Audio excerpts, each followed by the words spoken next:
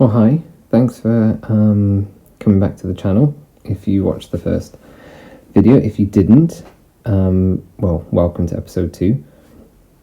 And I thought this would be a good painting to talk about for the second kind of commentary on a time-lapse painting, because it links a bit to what I was talking about in the first video, in terms of having motivation to just start, and you can't wait for motivation. You have to do some kind of action to allow the motivation to then develop from that. And this entire painting came from not having any idea what I was going to do, but knowing that if I didn't sit down and start doing something, then nothing would happen.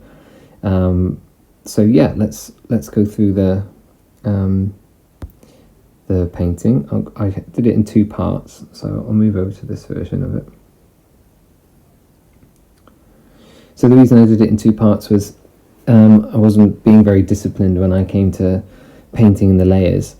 Normally I tried to keep 1 or 2 layers at most and try to paint over the top, but with this one I kind of got a bit carried away and ended up with a lot of layers, and I couldn't really flatten them down without it changing the way that some of the effects had worked. So I had to export it as a PNG and then paint on top of it for the second half when I wanted to paint some characters.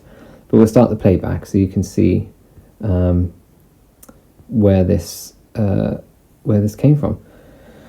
So yeah, as I said at the beginning, I had no idea what I wanted to do, so I just started drawing shapes and kind of got the idea of, okay, well, I'll just start drawing a rock with some trees and some shapes and some silhouettes.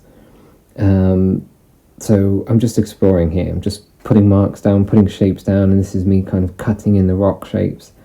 And as I'm doing this, I started to get the idea, okay, well, maybe this could be kind of looking across a lake.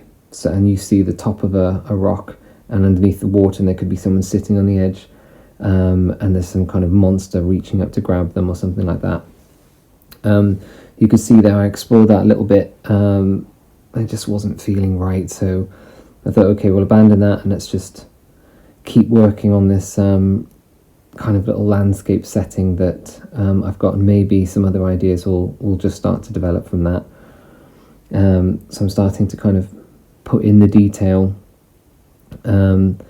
to try to make the trees look a bit more solid, add some more texture to the rocks. You can see I'm starting to try to give the sense of the top of a lake, just as where the rock meets the water, and underneath the kind of the rock underneath the water. Like I mentioned last week, I'm trying to stick to, or I generally try to stick to the same sort of technique of making the paintings, where I start in a black and white tonal drawing, and I'll add colour later. So as I'm going through this, I'm thinking of the values. I wanted it to be kind of like a dark forest. But one of the advantages of painting in this grayscale is it's quite easy to change how light an area is or how dark an area is, especially if you have everything on one layer. You can just kind of highlight the bits you want.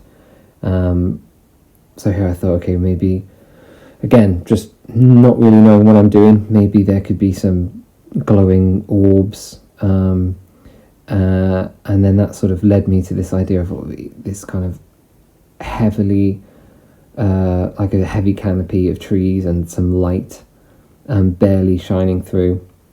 And you can see on the top of the water there, I've put in some glistening kind of reflections and sparkles of light. And so now I'm going through and giving the suggestion of the foliage on top of the trees with the light just bearing through. So I'm just colour picking as I go here, painting, colour picking, painting, colour picking, just kind of trying to blur a little bit and make it feel like you're inside a deep forest. And again, as I said last week, I'm trying to paint looking as zoomed out as I can, so that I know that what I'm doing gives the right impression from a distance, because most of the time you're going to look at a painting, you're looking at all of it, And you can go in and explore details, but often you're sat or stood quite back and you're looking at the entire thing. So that's how it's got to work in the first instance. So I'm zoomed out and I'm trying to give that impression, or find that impression of leaves with light sort of pouring through, concentrating on the tonal relationships between the background. How dark do I want that? Where do I want the trees to kind of fall on the scale? The water. Generally speaking, the further back something is, the kind of lighter it will be, and the closer to you it is, the darker it will be. But it's just trying to have that overview of the entire painting so that it feels balanced tonally, and that comes from knowing some of the rules about, or the art kind of rules around which parts of the landscape or which parts of the distance from the viewer would lighten or darken or get darker depending on how far you move away. And some of it is just experience and practice and seeing where you feel your painting looks best, because you can break rules and still make them work. And so I got to a point where I felt pretty happy with the tonal value, and so now I'm adding, I think for this I put change that drawing layer to a multiply layer, and then underneath that I'm painting the colours in. And then where you can see these brighter parts, that would be a layer on top of everything, an overlay layer towards the kind of white end of the colour picker, to bring out some of to get that kind of glow. You've got to be quite careful with this because you can quite easily overdo it. But I'm gradually just trying to bring the light where I want it to be and allow the dark to kind of sit there. You can see I'm sort of trying to give that sense of the light underneath the surface of the water. And I'll be going back and forth at this stage between just painting on a normal layer on top of everything and maybe some overlay layers as well, to kind of give, to use the colours that are forming kind of almost accidentally underneath with all of the kind of variety of different layers I've got. You've got an overlay layer, normal layers, multiply layer, and then you start to find some of these colours that form out of that accidentally. And then when you have a normal layer on top, you can colour pick those and sort of use them. So at this point, you could see it was flashing back and forth quite a lot there. That's why I'm trying to flatten it down. But because I've put so many layers, I haven't been very disciplined with it. As I'm collapsing them back, they're losing their, they're not reacting to the layers above and below like they would normally. And so it was getting quite messy and the effects were being lost. So I decided to export it as a PNG and then open it again and paint on top of that to try to get back to my one layer. So here you'll see me doing that.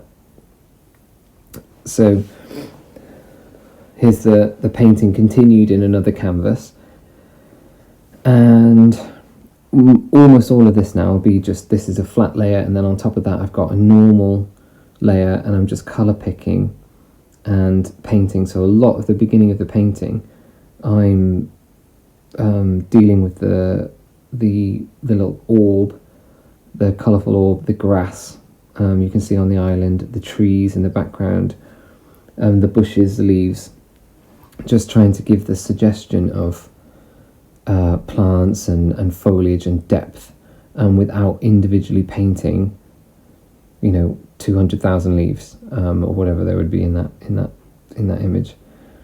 And I'm on a couple of these areas. I've sometimes I blend by color picking and blend. Sometimes I'll use the just the the smudge tool. I'll zoom in a little bit here, and you can see I'm painting the reflections around the little glowing ball on the trees, just to give that a little bit of depth and a sense that there is a texture there, without, because the picture is quite loose and I quite like that. I don't want to become too detailed. And again, just like I said earlier, I don't know, at this point I'm still not sure what to do, where this is going. I thought it would be nice to have something sat on this little island, so I just started exploring some shapes and some, colours that I thought might work well. And this is all just, it's not a prior kind of consideration. I'm just doing things and just experimenting, and sometimes they don't turn out very well and you just have to abandon it.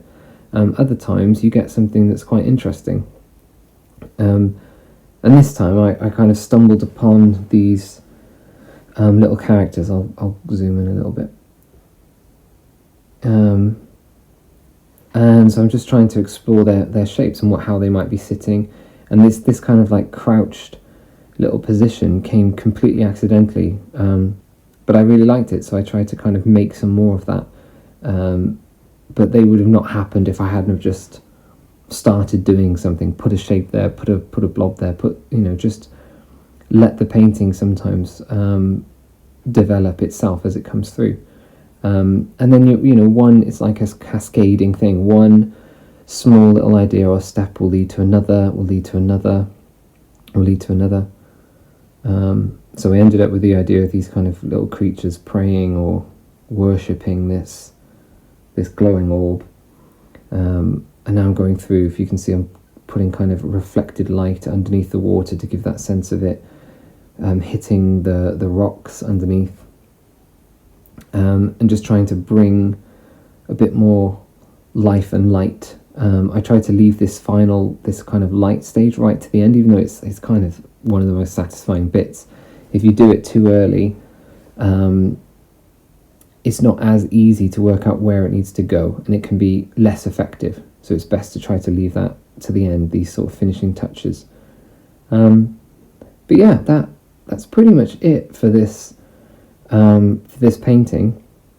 And what it actually did is it led me then to I'll show you. Actually, it led me to this character. So I would have not come to this character at all if I hadn't have just started painting those trees, making lots of mistakes, drawing lots of random shapes that I never used, that eventually led to this little kind of praying, worshipping blue blob that I then inspired me to kind of turn into this character, which I ended up being really pleased about. So next week I'll show you how I painted this, but yeah, hopefully you found that really interesting, or at least slightly interesting. If you've enjoyed the video, then please give it a like and drop a comment. I'd love to hear what you think, or see your own art, and share what you do, and subscribe if you can, because it'd be nice to get some feedback. All right, well, thanks a lot, and I will see you next time.